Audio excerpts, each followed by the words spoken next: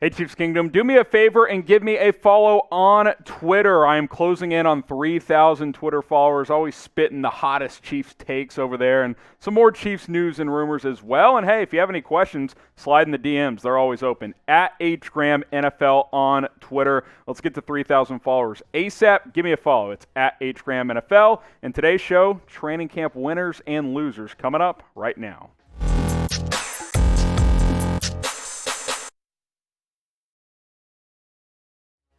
You're watching the Kansas City Chiefs Report. On today's video, we will take a look at 3 winners and 3 losers as we have gotten through the majority of Chiefs training camp up to this point. Let's start with the winners. Let's start with the positivity. Chris Jones, Stone Cold, is back. We have talked about this a couple of times now. I love where Chris Jones is right now. I think he is going to be a dominant player once again here in 2021.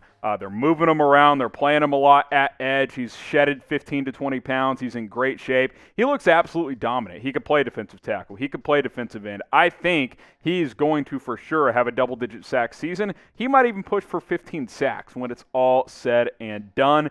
And you know, if you get a vintage Jaron Reed and some of these other players on this D front can stay healthy and be impactful, this can be a nice little front four. Hopefully Frank Clark can get healthy and hopefully the legal issues get resolved, because if you have him in good form, Chris Jones, Jaron Reed, Tershawn Wharton, Derek Nottie, all these pieces, this could be a formidable front for Steve Spagnuolo. But it all starts with Chris Jones, who the Chiefs gave the bag to last offseason, and he showed out this preseason. Couple of sacks and limited action, so I think he's going to have a big year. He's been a big training camp winner for me during the preseason. Over under 12 sacks for Chris Jones. That is what I am setting the number at this year. Type O for over, type U for under. Let me know in the comments how many sacks will Chris Jones have, over or under 12. Let's talk Jody Fortson now, the converted tight end. Used to play wide receiver, big physical frame at 6'6", 230 pounds.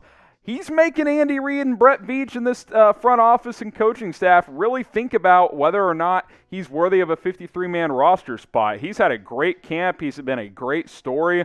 He's had a really good attitude as well. I thought some of the quotes he had in his press conference recently were very, very interesting and inspirational. This is a guy who has never really left an impact on an NFL team, but he's got a real chance of making this football team. You got Travis Kelce, Blake Bell, and Noah Gray. I think all 3 of those guys will make the roster, but the Chiefs could carry 4 tight ends. That is not out of the realm of possibility. He could be your 4th one as more of a developmental guy and a really good storyline. So I'm rooting for him. He's an easy guy to root for. He's got a great attitude. I hope that he makes the 53-man roster, because I think he's been worthy. He's really done some good stuff in the preseason, and he's proven that he can be a pretty good blocker as well.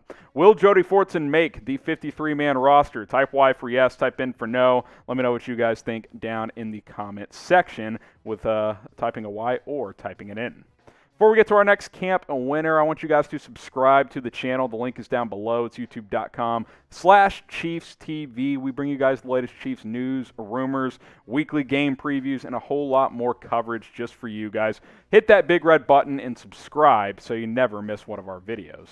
All right, next up, Patrick Mahomes. Now, during the preseason, he's played just all right, but the reason he's a training camp winner is he stayed healthy, he looks healthy, and he's ready to rock and roll for week 1. The toe is not an issue. The mobility has been at 100% capability for Patrick Mahomes. Had that turf toe surgery back in February, March, whenever it was, and he's ready. He's ready for week 1 against the Cleveland Browns. Might play a little bit in the preseason finale. We'll see how long, but he looks like himself. He's going to be just fine. No lingering issues there with the foot, and he is on a mission to have a big year once again here in the 2021 season, as are the entire Kansas City Chiefs, considering what happened in the Super Bowl.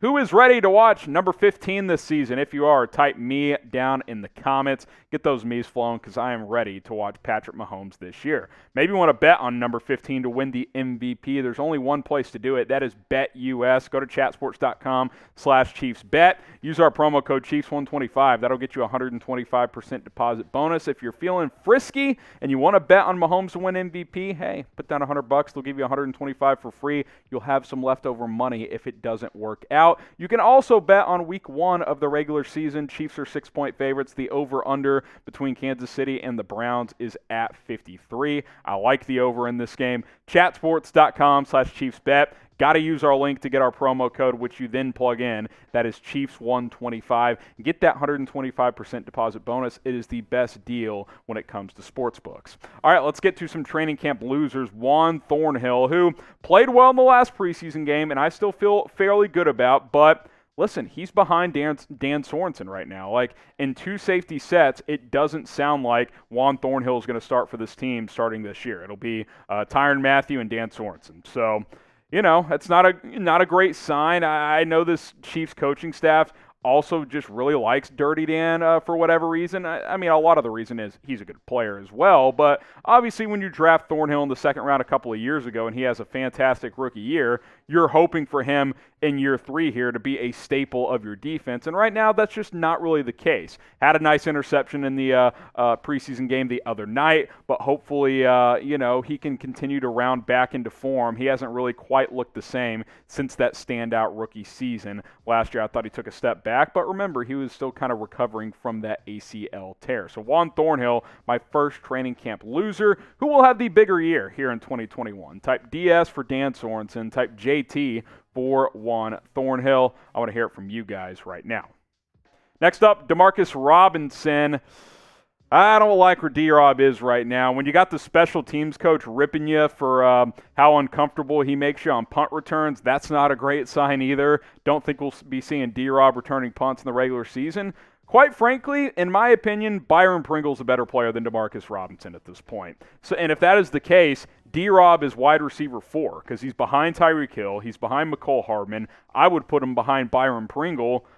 He's wide receiver 4, basically wide receiver 5 because you have Travis Kelce as well. Where does he fit into this offense? Obviously, the Chiefs are a team that rotates in and out wide receivers. I would expect D-Rob to still play, but I'm tempted to give some of those reps to Cornell Powell, the rookie you drafted out of Clemson as well. So, I don't know. It's a weird situation with DeMarcus Robinson. He talked a big game this offseason, how he wanted to have a big year in 2021. Well, so far it's kind of been more of the same in the preseason. He's really, to me, just kind of plateaued as a player, while some of these other players have gotten better.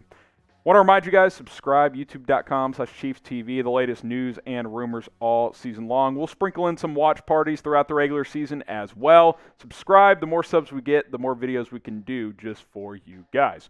Final training camp loser, and I guess you could say it's kind of a group here, is veteran offensive linemen. If you think about it, the Young Bucks are just taking over in Kansas City. 3 rookies are going to start on this offensive line. These youngsters are taking over for Andy Reid's starting 5 up front because at left tackle, you've got Orlando Brown, who's a young player. The one vet starting is Joe Thuney. He's really the only guy who's been around for more than 5 years. He's obviously going to start at left guard. Creed Humphrey, rookie, going to start at center. Trey Smith, rookie, going to start at right guard. Lucas Niang, rookie, opted out of his first rookie year last year due to COVID. He's going to get the nod at right tackle, it looks like. Guys like Mike Remmers, who've been banged up. Austin Blythe, who's injured. Laurent Duvernay-Tardif. Kyle Long is on the PUP list. These vets who expected to come in here and compete for starting roles, that's just not the case because these young guys are good, and there's been some injuries as well, which has obviously been unfortunate for those particular players. So there you go. 3 winners, 3 losers. Give me an answer, though. 1 up, 1 down. Biggest camp winner and loser for the Kansas City Chiefs during the preseason. Let me know what you guys think, and we will see you soon here on the Chiefs Report.